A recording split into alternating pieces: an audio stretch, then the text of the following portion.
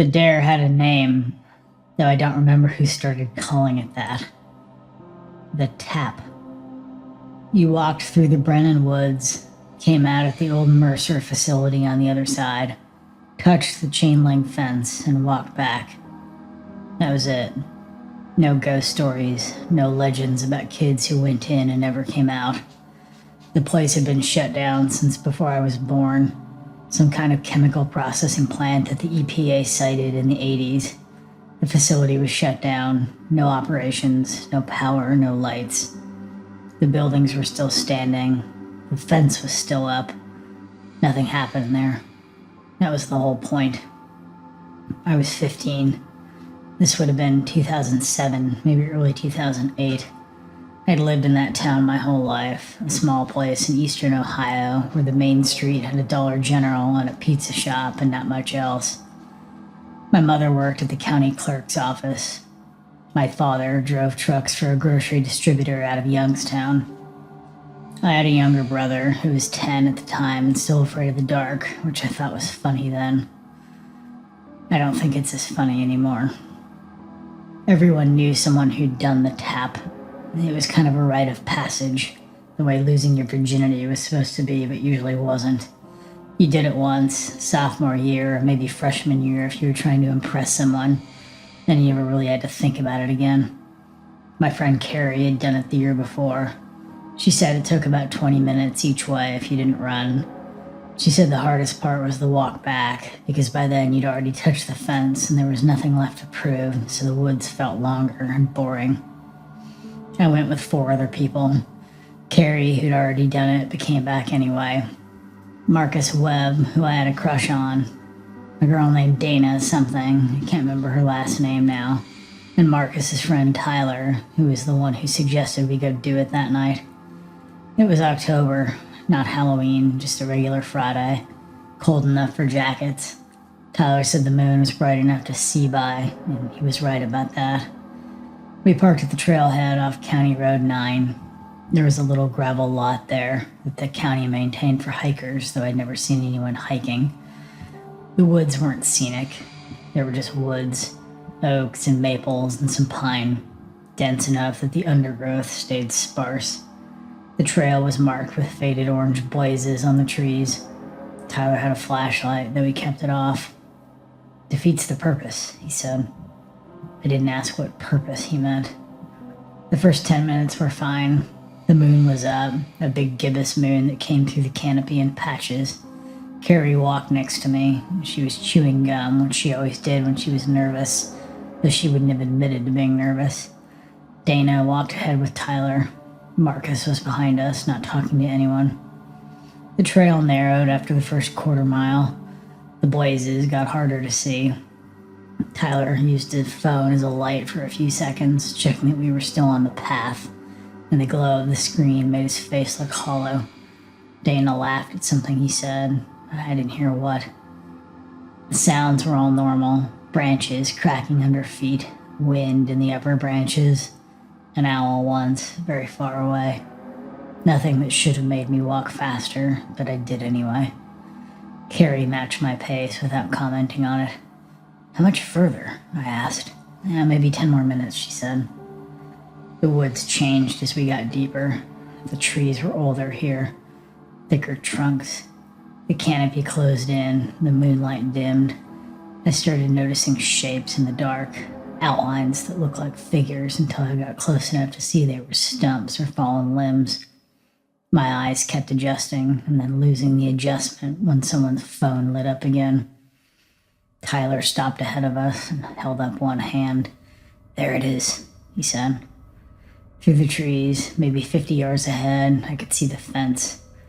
The chain link caught the moonlight in little diamonds. Beyond it, the shapes of buildings, low, industrial, a water tower in the distance. Everything was dark. Okay, Dana said, let's do it. We walked forward.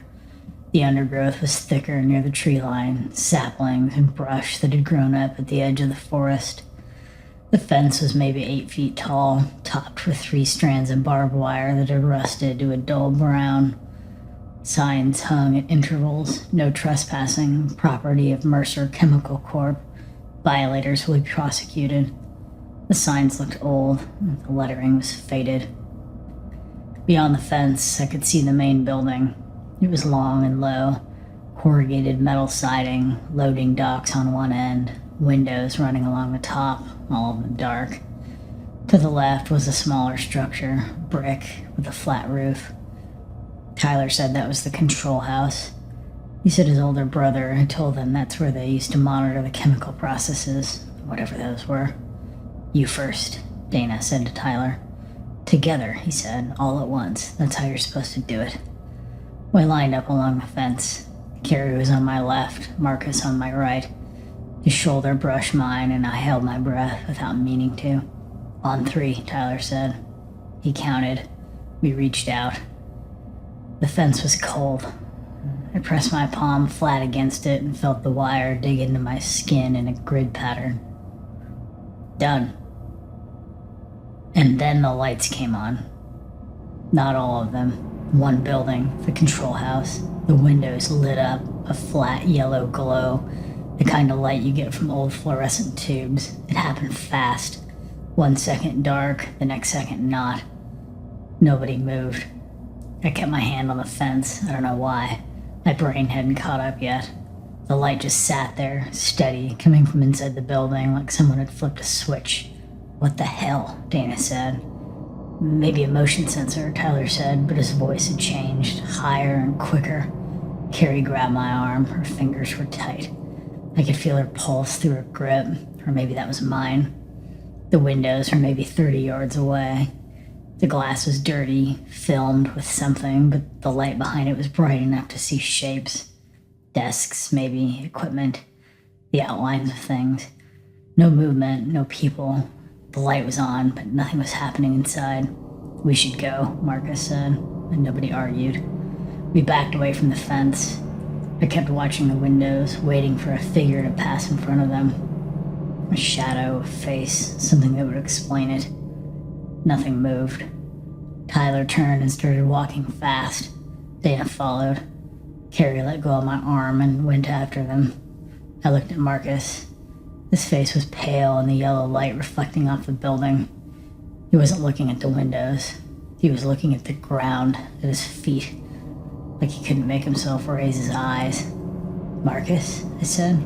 I know, he said. Let's go. We walked, and then we ran. The woods were different going back. I don't mean that something had changed. I mean I noticed things I hadn't noticed before. The way the branches interlocked overhead like fingers. The way the darkness pooled between the trees. The way my footsteps sounded too loud, too singular, even with 5 of us running. Tyler's flashlight was on now. The beam jumped and swayed as he ran. Dana was breathing hard behind him. Carrie was ahead of me. I couldn't see Marcus, but I could hear him, his footsteps heavy, slightly off rhythm from the rest of us. Nobody talked. The trail felt longer. I kept thinking we should have reached the gravel lot by now. The orange blazes kept appearing in Tyler's flashlight beam, one after another, so I knew we were going the right way. But the trees all looked the same. The same oaks, the same maples, the same fallen limbs. And then finally, we were out. The lot was there. Tyler's car was there. The moon was still up. Everything was exactly as we'd left it. We got in the car. Tyler started the engine. He didn't say anything. Dana was in the front seat, her hands pressed flat on her thighs. Carrie was next to me in the back. Marcus was on the other side, against the window, staring out at nothing. Tyler pulled out of the lot. The headlights swept across the tree line, and for a second I thought I saw something standing between the trunks. A shape, upright and still. Then we were on the road and it was gone. We talked about it on the drive back. Not well. Tyler kept saying motion sensor. Dana kept saying that maybe somebody had bought the property. Maybe they were renovating. Maybe there was a night watchman. Carrie didn't say anything. Marcus didn't say anything. I said maybe we should tell someone. I didn't know who. The police, our parents, someone official. Tell them what? Tyler said. That a light came on? He was right. A light came on. That was all that happened. No one threatened us. No one chased us. We trespassed on private property, touched a fence we weren't supposed to touch, and a light came on at a building that was supposed to be empty. There was nothing to report. Dana said her cousin worked at the county assessor's office. She said she'd ask if anyone owned the property now, if there was any record of construction or renovation permits. She never did, or if she did, she never told us what she found. Marcus stopped talking to me after that night, not dramatically. He didn't avoid me in the hall or across the street when he saw me coming. He just stopped noticing that I was there. Carrie said I was imagining it. Maybe I was. I went online a few times trying to find information about the Mercer facility. There wasn't much. An EPA Superfund site listing from 1987. A local news article from 91 about the cleanup being completed. A real estate listing from 03 said the property was available for purchase, though the listing had been taken down by the time I looked. No mention of current ownership or renovation. No mention of anyone being out there at all. I'm 33 now. I still live in Ohio, though not in that town. I drive past County Road 9 sometimes when I'm visiting my mother. The trailhead's still there. The gravel lot is still there. I don't know if kids still do the tap. I've never asked. I think about it sometimes. The lights coming on, the windows, the stillness inside, the way nothing moved, even though something must have made those lights come on. Motion sensor, Tyler kept saying. Maybe he was right. Maybe it was just an old security system still running after all those years, triggered by 5 teenagers standing too close to the fence. But motion sensors turn on lights outside. Floodlights, security lights, lights that shine outward toward the motion. These lights were inside. I don't know what I think happened. I don't know what I believe. I know we stood at that fence and the windows lit up and no one came to them. I know we ran and nothing followed us. I know the next morning I woke up in my own bed and ate breakfast with my family and went to school and nothing was different. Nothing was different. I drive past County Road 9 now and keep my eyes on the road. The turnoff is there and then it's gone and I don't slow down.